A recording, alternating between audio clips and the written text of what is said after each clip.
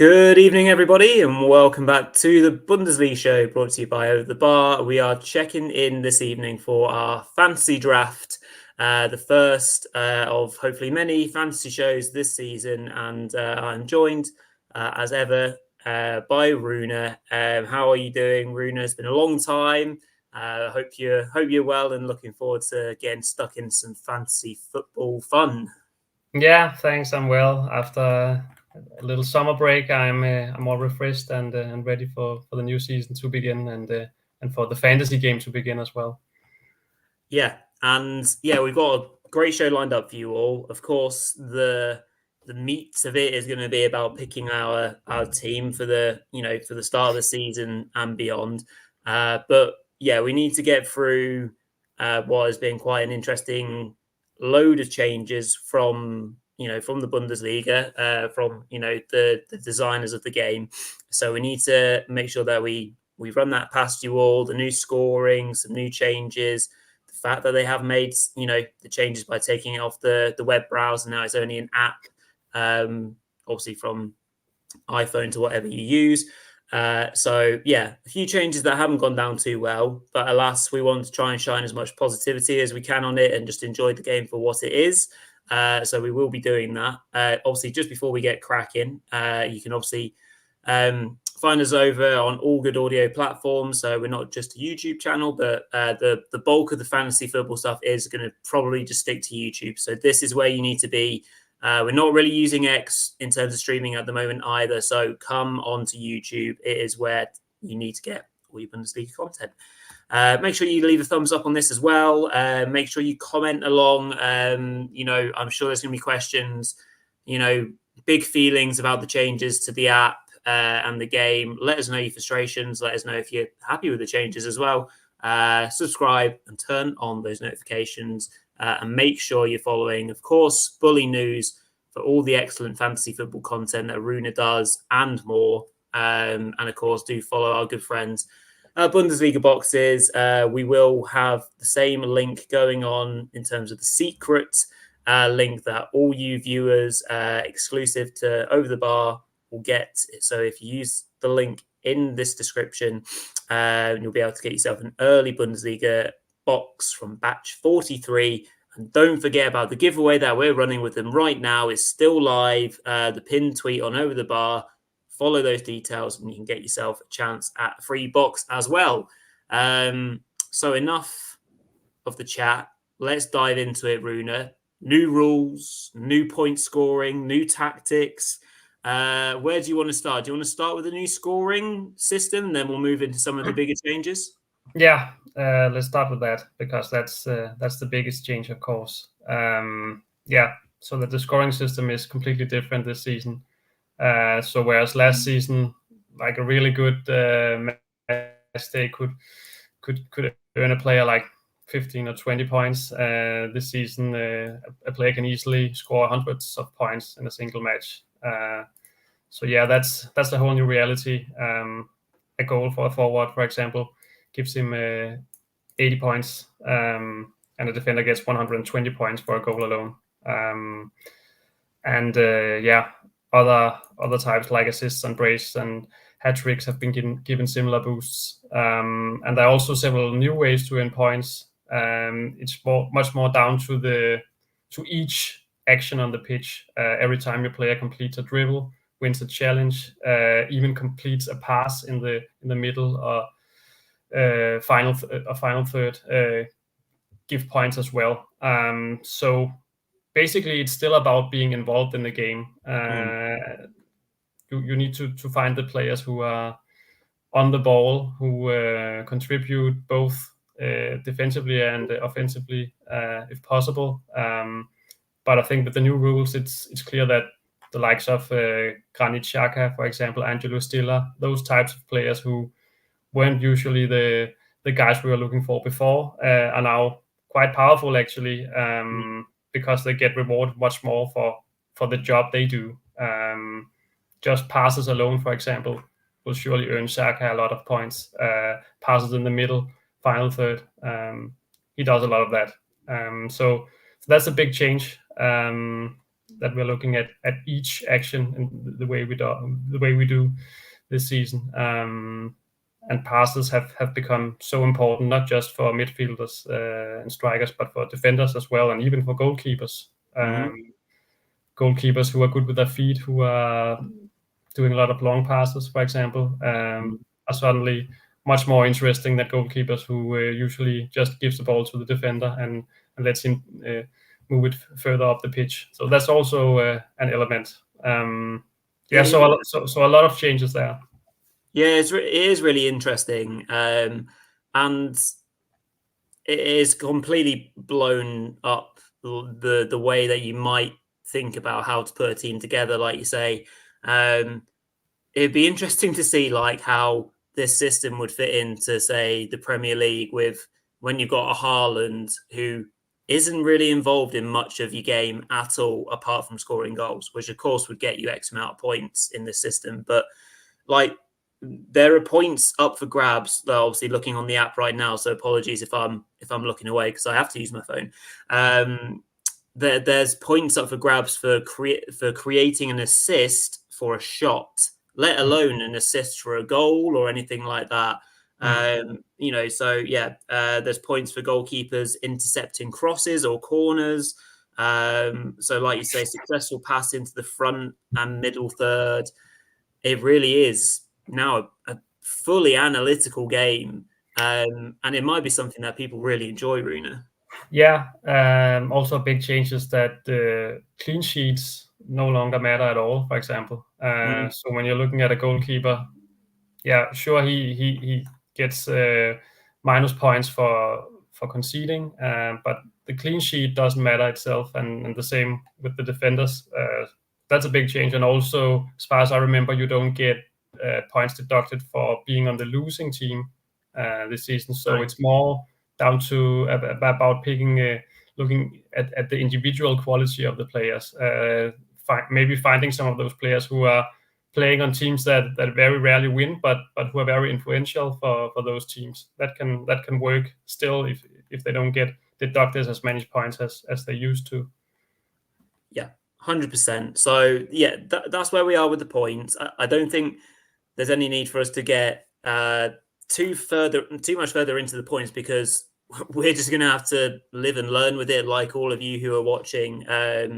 To be frankly honest, like we'll try and guide you all through it. I mean, Rune will be the man that leads the charge on that. I'll just be your humble host to try and live off all of Rune's tips. Yeah, so we have a revamped point system. They obviously have their reasonings, which is part of their articles, which I won't read into too much right now.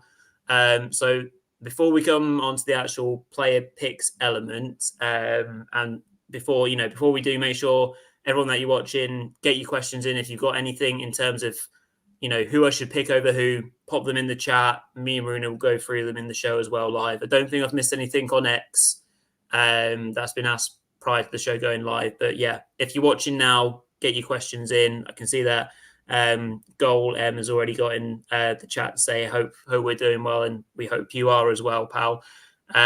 So any other major changes? We just want to quickly skim through that as well, Rune. What's there for us to be aware of and keep our eyes open for this season as well? Well, prices are generally at a higher level this season. So previously, a lot of teams were similar because most people were picking the same template players, and everyone could afford a team of a pretty high level. That's not the case anymore. You need to prioritize your funds much more and decide which star players to go with and where to maybe downgrade or go with a differential. And also, there's a team limit now that means you can only select a maximum of 3 players from the same team. So that's also a major change. You need to prioritize in that sense as well,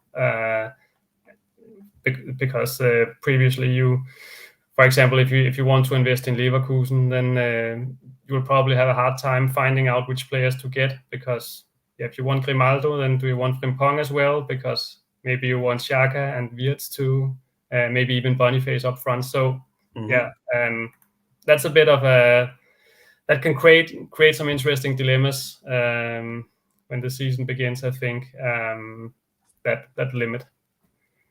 Yeah, 100%. So there are some big changes. There's going to be new leagues for latecomers as well. Obviously, we've got our own one, which let me just get up on screen for you all, just in case you haven't joined up with us. So it's the Bulinews and Over the Bar League. It's growing in size year on year, isn't it, Rune? I think we're at over 700 now, aren't we? Yeah, I think so. Yeah. Yeah, so it's one of the growing leagues across the game, and my God, is it a high standard? In terms of, we've talked about this loads and loads before. If you're in the top 10 of this league, you're probably going to be in the top 50 of the world minimum, I'd say. Honestly, the quality is sensational of all you players that join the league, which is brilliant. So yeah, if you haven't already joined, jump on that. New rules as well. So the max players per club definitely open up a bunch of different questions for people in terms of prioritizing. Obviously, we look at fixtures often when we're plotting out our teams and how we might be able to exploit fixtures in that sense. So again, it will be a case of prioritization for those games, and maybe not necessarily going for the striker or the midfielder who's always getting assists, but it will just be a really interesting learning curve for us all. I think that's pretty much everything that we wanted to touch on just to get ourselves started. Obviously, the main bulk of this show is all about the draft, the fantasy draft that we want to shape our teams with. So we're going to get straight into it now. As per tradition, or as per normal order, we'll start off with our goalkeepers, obviously, which you can still have 2 goalkeepers in the squad, so one starting and one on your bench. So I'll get this up on screen for Rune's 2 picks, and I'll let you walk us through these 2, and then, of course, we'll no doubt have questions or honourable mentions as well. So over to you, Rune, to talk us through, 2 goalkeepers that new faces as well to all of us in general. Yeah, first of all, I just want to say that this is just one way of putting together a team. It's not necessarily the way I will end up going, but it's a suggestion and it's a way of doing it. And the way I've put together this team, I have opted to only pick one starting goalkeeper because, as I said, it's about prioritizing your funds. And I've also picked the cheapest starting goalkeeper I could find, which is Labrovic from Augsburg. He will head into the new season as the starting goalkeeper. Darman is out with an injury. And if Labrovic performs well or doesn't make a negative impression of himself, then I'm pretty sure he'll keep his spot. So a pretty nailed down goalkeeper there at a cheap price, and that's actually what I've been prioritizing at the goalkeeper position. You could spend a bit more to get Patrick Dreves from Bochum, for example, who costs 2 million more.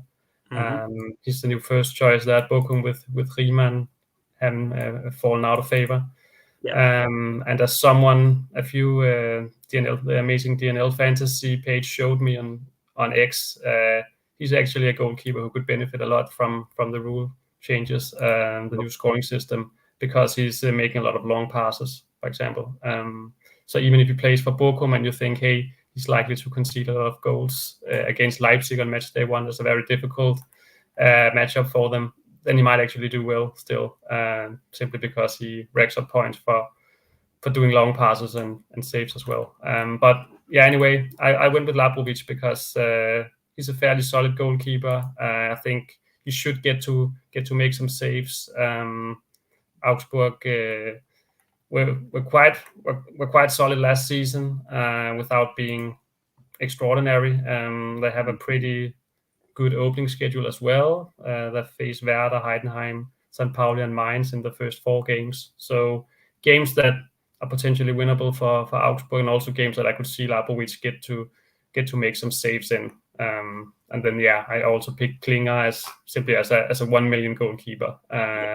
Could also pick someone else at that price, but yeah, just to keep the funds down. That's the way I've chosen to do with this team at least. Yeah, absolutely. So just picking up on what Goal has asked initially is, I think it's what you've kind of already hinted at, Rune, is are you planning any macro strategy in terms of being able to cope with the changes? I think what Rune obviously is going to be showing us today, this evening, is obviously one strategy of picking a team. And as he's already alluded to, there are different techniques to follow in terms of picking the team initially. I think there's been, we've talked about it previously on the show, but it's probably now even more relevant as to how we can plot out a team, whether you prioritize just making as cheaper runs for goalkeepers as you want, and then prioritizing those higher ends in one position, or try and spread out the love by going for a more expensive goalkeeper, for example, as well.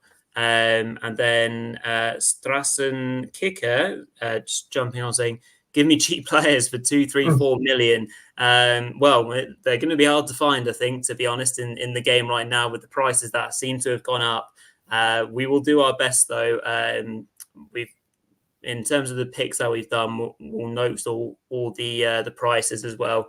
So hopefully we can get a few good, cheap finds for you along the way. And when we get into the full season, we'll kind of revert back to type where we do the cheap find, the mid-range price, and the premium picks as well, and stuff like that, which Rune works really hard on for us. Mark checking in as well, saying, good show, lads, tuning in to try and get his fantasy points and fantasy strategy in line. So Rune, just before we move on from goalkeepers, any other honourable shouts? Obviously we know who our premium goalkeepers are in terms of prices, but are they going to be worth it? I don't think so. They weren't really worth it before, and I don't think they will be this year either. Dreves would be the guy I would go with if I were to spend a bit more on my goalkeeper. I think the premium options aren't really worth it. I think Sentner at 8 million is worthy of a shout as well. Mainz finished the season very strongly last year under Bo Henriksen. Also did quite well defensively. So yeah, deserves a shout. And then Oliver Baumann, if we're looking at the very premium options, he's very expensive this year. Right. Okay. But then again, he was the top performing goalkeeper last season. Saved 3 out of 5 penalties, and generally just made a lot of saves. Actually, I looked at the statistics earlier, and he made by far the most saves in the league. So if that's your strategy, then I think Baumann is the way to roll. But he's just too expensive for me at 11 million. Yeah, for sure. I mean, I agree. It could be a very busy goalkeeper if Hoffenheim actually ever get around to signing some centre backs. Obviously, they've been having some issues in the transfer market with a few failed purchases, haven't they? With Bella Kotchap being one, and there was another player, I forget his name. Soleil from Salzburg as well. Yeah, that's the one. Who they failed to bring in, but I know they're active in that area. Right then, let's move on to defenders. This is where it starts to get a little bit more juicy. So on screen for you are Rune's 5 picks right now. Run us through them, Rune, from the more obvious to the less obvious, and again with your strategy in mind. Yeah, Alex Grimaldo was pretty nailed on. I think after what he showed last season, he's just very hard not to pick.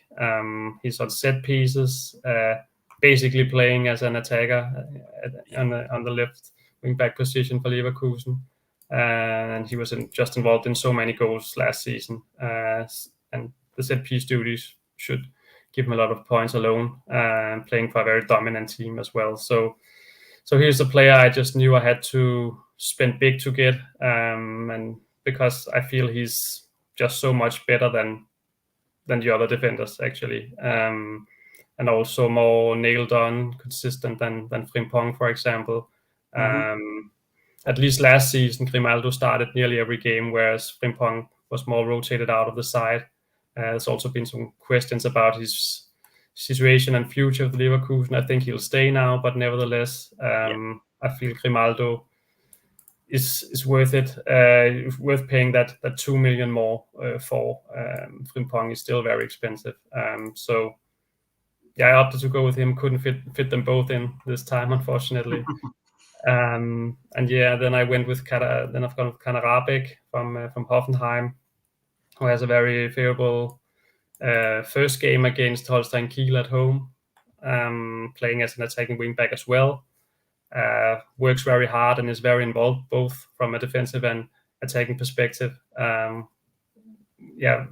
Works very tirelessly and is always good at getting assists, especially. I feel it's his price is also okay given the fixture. So should be able to give some value for money. Then I've gone with Erik Smith, who's a bit of a differential. 8 million might seem a lot for an FC St. Pauli centre back, especially with the prices this season. But kind of keen to get him in. He's on all set pieces for St. Pauli, including penalties. So that's a big boost, especially with the new rules. And I watched some of St. Pauli's Pokal game the other day, and he was very involved there as well in terms of completing passes, long balls, crosses as well from free kicks and corners. So I think he could end up breaking up a lot of points. And then I've gone with Kai Shusano from Mainz, who's a new signing for them, and he's listed as a defender, but he will play as a central midfielder alongside Nadim Amiri, and that's the type of out of position players we really like fantasy wise, playing in a more advanced role. And from what I've seen, he's a very hardworking player. I think you can compare him a bit to Batory Endo, the former Stuttgart player. I'm sure he's a favorite of yours, Roy. He's just a very energetic player, very involved, winning a lot of duels, which I think will be the main thing for him, but also completing passes and getting forward as well. So just one of those players who's quite involved in the game, and obviously the fact that he's playing in a more advanced role is a big plus, especially with the new passing rule, that he can get to make passes in the second and final third much easier than a center back, for example. And then finally Ogbus from Freiburg, who kind of out of nowhere, at least for me, started in the Pokal the other day. He did. And played a quite solid game against Osnabrück at right back and provided an assist.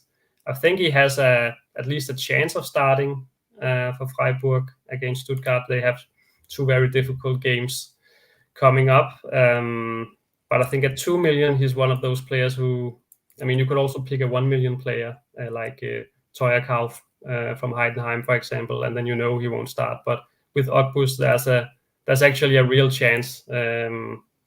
It's maybe a 50-50 duel with Kübler.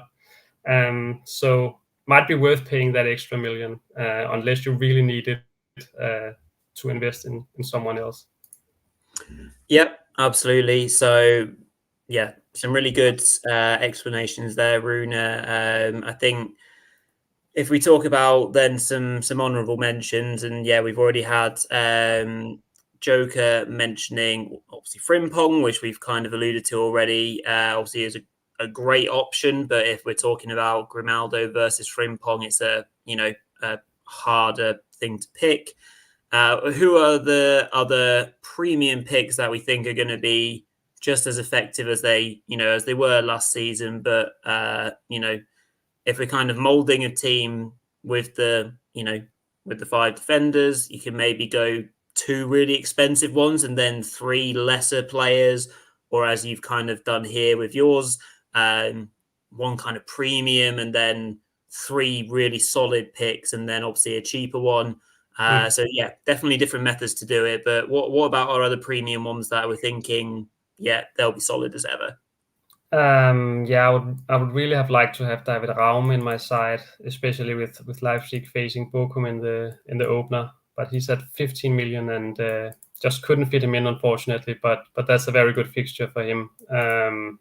And yeah, he's on set pieces for Leipzig as well. And yeah, we all know his ability to cross the ball is very good. So could be a really good option. And then I've looked a bit at Nico Schlotterbeck's stats actually, and he wasn't a player that was really on my radar much last season. But if you convert the points he scored there to the new scoring system, he actually did extremely well last season. So he could be one of the players really benefiting from the new scoring system.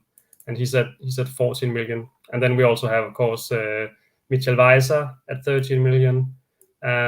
Long-time fantasy Bundesliga favorite. The same with Gosens, playing for teams that we maybe expect to be mid-table. Maybe even they could get stuck into the relegation battle if things go badly for them.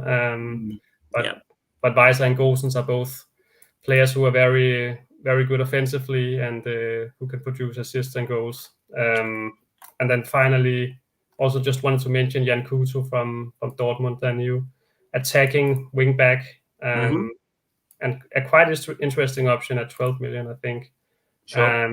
Just not 100% sure he will start this week, and then 12 million is a lot to spend, I think. He didn't start in the Pokal, could get the nod this time, but then again, we're not 100% sure that will be the case. So he's one to keep an eye on, I think, and maybe to get after the international break. Yeah, absolutely. Looking at the app, one player that's had a huge upgrade and bump in price is VfB Stuttgart's Maximilian Mittelstädt, who's now 17 million. Yes. And for the way that the point is now set up, I think he could be a player that does benefit. He is involved in a lot, but yeah, interesting pick there. You've got your usual suspects, Alphonso Davies, Rafa Guerrero up there as well. As you mentioned, Weiser, Gosens. Yeah, they're the main ones that stand out. Stanisic would have been an interesting option, obviously, before his injury, I reckon. Yeah, now it's maybe Sacha Boui. You should consider, or even Asnu, the young fullback who played against Grasshoppers today. Could also be an option. It would be a bit of a gamble. He's a left-footed player as well, but he's looked quite good in preseason. So from right now, it looks like it will be between Boui and Asnu. Maybe Lima could help out as well, but otherwise it looks like Boui and Asnu will battle it out for the right back spot for Bayern. No problem. Just quickly as well, Joke has asked about Davis versus Aguero and who's going to start in your opinion, Rune. Has there been any indication of that in pre-match pressers? But I guess we're too far out to maybe have got that indication. Yeah, I think Guerrero will begin the season as the starting left back. That's quite clear. He's been playing in preseason, and Davis' future has been questioned for some time. Looks like he will stay, but still he has 1 year left on his contract, and looks like there's a lot going on behind the scenes that may also be affecting Davis a little bit. At least there's been speculation about that. So yeah, Guerrero will be the starter from the start of the season, and then we'll see how it goes. But wouldn't invest in Davis right now, at least. Yeah, for sure. And then quickly from Goal M. Will there be unlimited transfers in match day 3? So I presume what we're talking about is the next international break, and you're nodding your head, Rune, there. I think that's right, isn't it? Yeah, that's right. So you don't really need to plan that far ahead, especially not now that we have 5 transfers between each match day. So definitely worth keeping in mind as well. Just look at the next 2 fixtures and base your decisions on those 2. Yeah, 100%. It's very frustrating. Well, it's good in the sense that we don't have to plan too far ahead, but I hate the fact that the international break's so quick to disturb us. Great stuff. Right, let's move on to our midfielders and get them up on screen. So this is where it gets really interesting, and I feel the team that you picked, or your midfielders that we've gone for here, Rune, are a really nice balance with an obvious kind of off throw with the £1 million player. So yeah, walk us through your midfield picks. Yeah, ideally, or last season, I would like to have Wirtz and Musiala in there. But this time, in order to, maintain some balance in my team, I chose differently. And yeah, I spent the most expensive midfielder I have is Xavi Simons, who I think will also be my star man this time around, just because I like the home game against Bochum so much. Simons demonstrated last season what he's capable of. He really offered a lot of creative spark for Leipzig. He's just involved in so much they do offensively, both goals and assists. So I think that should be a great game for him against Bochum. And also I think Leipzig don't really have the same alternatives as some of the other top teams do. Because yeah, I've gone with Xhaka and Kimmich, and that's instead of Wirtz and Musiala, and that's because obviously they're cheaper, but I also think the new scoring system fits Kimmich and Saka very well. Kimmich didn't have a good season last time around, but he's back in midfield now. He has Palinha playing next to him now, so he will get much more attacking freedom, and he will get to make a lot of key passes, I'm sure, in the second and final third. Probably he will be pulling the strings again in midfield like we used to see him do. So I expect a lot from Kimmich this season, and obviously Xhaka is also instrumental for Leverkusen last season, and he's rewarded much more for what he does this time around. And he's also one of the players that, if you look at his points from last season, he's actually one of the best players now. He wasn't with the old scoring system, but if you convert his points, he was one of the best playing midfielders. So I think that's he also almost plays 90 minutes every game, unlike Wirtz, and very rarely gets rested. So that's another plus with Xhaka. And then I've gone with Pascal Gross. For a long while, I had Julian Brandt in my team, and I still really want Julian Brandt, but Gross really convinced me in that cup game against Phoenix Lübeck. He was just very impressive from the first whistle, just pulling the strings in midfield, dominating, and also completing some excellent passes, assists as well. He also took some set pieces. So I think at 11 million, he's a steal. I think he should be much more expensive. And Brandt is actually not that expensive either, at 14 million. But I think 11 million is a quite good price for Gross. And then finally, I've gone with a really cheap option in midfield, Bamba at 1 million from Bochum, former Dortmund youth prospect who's moved to Bochum now in search of more playing time. Not a player I expect to start, but it is a player that I could see being subbed on and who could maybe create something off the bench. So I trust these four midfielders a lot. I think they have a really high floor, Simons, Gross, Kimmich, and Xhaka. So I don't have that much worry about not having the best substitute there in Bamba, but at the same time, I think he's the best 1 million substitute in midfield at least, and someone who can maybe create something if he comes on. Yeah, 100%. That's again a really good walkthrough through our midfield picks right now. As you've already picked up on Musiala and Wirtz, we won't really kind of cover them. Any other kind of players maybe to shout out could be your likes of fantasy football favourite, certainly from a midfield point of view. What about Kevin Stoiger, Rune? With his move to Gladbach, will he be as influential? Will the point scoring system suit him as much? He's an interesting one to look at. We've got the new additions of João Palinha, as you kind of already covered. Michael Olise could be a really interesting one. That could, to be honest, could be one of Bayern's better players this season from what I've seen in glimpses of him already. Just trying to look at the top end of players. We've got interesting ones maybe in the shape of Amiri, perhaps. I was really impressed with Garcia, although he might not play all the time for Leverkusen. Set pieces were, generally speaking, pretty good, and he was involved in a lot. Anyone else have clearly missed, or that you want to add to that I've kind of just shouted out there? Yeah, I think Stöger is a bit expensive, but then again, he was really good for Bochum last season. But I think just because they faced Leverkusen in the first game, then I just wouldn't look Gladbach's way. But Stöger is one to keep an eye on for sure.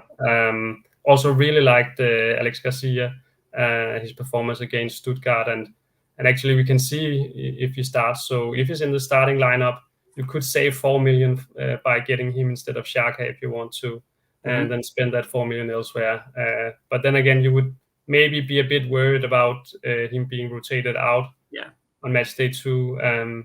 But I think at 11 million, that's a quite good price for Garcia as well. And I like Amiri too, Jason Lee from Mainz, Paul Vanna, who's being mentioned in the comments. Really like him too. A really exciting prospect from Bayern who's now on loan at Heidenheim. And I think 8 million is quite good price for him. He's could be a good differential, but otherwise I think it's really difficult to find cheap differentials in midfield. I think Lukas Stachner from Bochum could be one to consider if once they get a better matchup than against Leipzig away.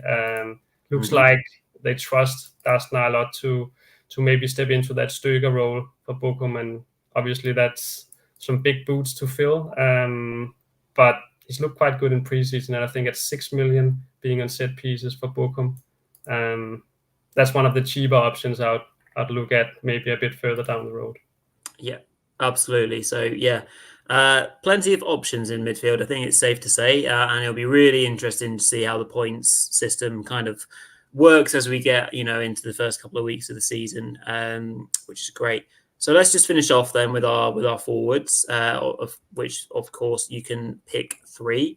These are the 3 that Rune's kind of opting with or kind of shouting out. So of course we've got Kane and Openda, and then kind of again a kind of sub in striker. Completely logical picks, Rune. And do you want to just give us a little brief on your motives for the 2 top end prices and then a cheaper forward? I feel Kane was one of the players I just really wanted to get because you can basically always trust him to score goals, and I think I've been quite impressed with what I've seen on the company so far. So I think he even scored was it 36 goals under Tuchel last season, despite all Bayern struggles. So you just know you get goals from Kane, and even if he may not be that involved always in the overall play, he just gives you goals. I chose to spend big there, and then I think Openda his price is actually a bit low because he's just that bit cheaper than he's at 15 million. That's just a bit cheaper than Guirassy and Boniface, for example. And he was pretty unstoppable last season. Had some really nice purple patches where he just couldn't stop scoring. And as I've already said, Leipzig have a really good opening fixture against Bochum at home, where I really trust Openda to do well. So those are my premium forwards, and then I chose Bräunig from Heidenheim as well, just because he's one of the few 1 million starters. Looks like he will start at least. Scored a hat trick in the DFB Pokal the other day, so that really put him on my radar. And I think at 1 million, if it still looks like he will start when we get a bit closer to the weekend, I think that's that's too good to pass on. Even though I think Andrej Kramaric at 10 million is a player that is also has a very good price. 10 million is quite low for a player of Kramaric's ability, I think. As I said, it's impossible to fit in all the players you want, and and that's the way I've prioritized. But Kramaric is a player that is on my radar very much as well. Yeah, lovely stuff. That's grand. So yeah, as you mentioned, there is so many players to try and fit in from the forward perspective. You've mentioned Guirassy and Victor Boniface there. Interesting to see how both those two go. Of course, Guirassy is being probably eased into the team with his injury that he's picked up, and so that will be more of a phased thing, and we'll see the best of him, no doubt. Or will we in a Dortmund shirt? That's an interesting question in itself. Other ones maybe to look at, obviously, then you've got Benjamin Šeško, if you're going to swap him out for Openda. So Šeško is just 1 million cheaper than Openda. Dennis Undav and Demirovic. Also worth considering. Interesting one. What about Hugo Ekitike? He's someone that I said in the prediction show, which we did obviously 2 weeks ago, roughly, is someone that I expect to have a breakout season, in the fact that we didn't see the best of him until right at the tail end of the season. Obviously, 2 goals and assists in the Pokal this weekend just gone, down at 12 million, same as Demirovic, Kleindienst, Byers at 12 million. Really interesting picks, all of them, really. Yeah, I think, I fully agree regarding Ekitike. He's clearly a player with special ability, but it's all about getting him to perform at his best. Seems like a bit of a special character, and it looks like Timo Topmøller has a special strategy in terms of getting the most out of him. He made some remarks about him before the cup game the other day, and that seemed to work. He's been criticizing him a bit, and Ekitike responded with a great performance. But I think at 12 million, that's the same price as Demirovic, and it's just 1 million less than Undav. So at this stage, I need to see him perform at a high level more consistently before I'll invest in him, because it would be different if he was like 4 million cheaper or something like that. But now that he costs the same as some of Stuttgart's premium assets, Undav had proved pretty much last season that what he's capable of, and he's priced in the same category. So, but sure, really interesting player. Yeah, absolutely. And as Goal has picked up there, Undav in terms of Stuttgart's attacking intents will feature a lot, straight into the action, obviously in the Super Cup off the bench to get that at the time a lead for VfB, which they unfortunately could not hold on to. So I think we've covered pretty much everything that we can do tonight. Obviously, we've gone through new scoring systems, new rules, and then obviously we've just gone through the entire draft for you all. Looks like we've pretty much covered every question that has been asked live. So I think that is therefore a good time to bring the show to a close this evening. So all there is really for us to kind of go through or reiterate and say is, if you haven't already, make sure you join our joint fantasy football league. So if you just go onto the app and search Bulinews and Over the Bar, you should find it very comfortably, and join the ever-growing community of players that are that are playing with us. We're as we say, we're really expanding over the last few years, and sure, the changes to just being an app, the scoring system, the rule changes, it has upset people, and we won't hide away from that, but we're still really looking forward to getting stuck into the season. It creates mystery for everyone, and it'll really put everyone to the test. So we're really looking forward to getting into it. So if you're not already part of the league, make sure you join in. And then just very finally, like, comment, and subscribe. Turn on notifications. If you're not watching this live, of course, leave a comment, leave a question. We'll try and pick it up in the meantime. You've still got until Friday evening, loads of time to rewatch this as many times as you need to get your squad as perfected as possible. Obviously, ahead of the new season. Make sure you drop us a follow on X as well, at Over the Bar FB, and Village Footy is where you can find me. And obviously, in terms of our giveaway that we're doing with Bundesliga boxes, find all the details there on X, on the pinned tweet at Over the Bar FB. really easy to get yourself entered and a chance to win a Bundesliga box from batch 43 to kickstart the season. What a great way to do that. We're going to be more active on Instagram this season, so get following at Over the Bar FB. So that's nice and easy to find us there as well. So yeah, that's us for this evening. Thank you very much all for watching, for the comments. Thank you, Rune, as per usual. So yeah, we won't do obviously a show on Friday because this is the equivalent of that. So we're likely to see you in a week on Friday, roughly speaking, for another dose of fantasy football. Otherwise, we will see you in a few days for predictions for match week 1. Absolutely buzzing to get started for the Bundesliga content. We'll be really, really busy on the channel, so make sure you find, subscribe and don't miss out on all the fun. But yeah, thank you all. Thank you, Rune, and we'll see you in the next one.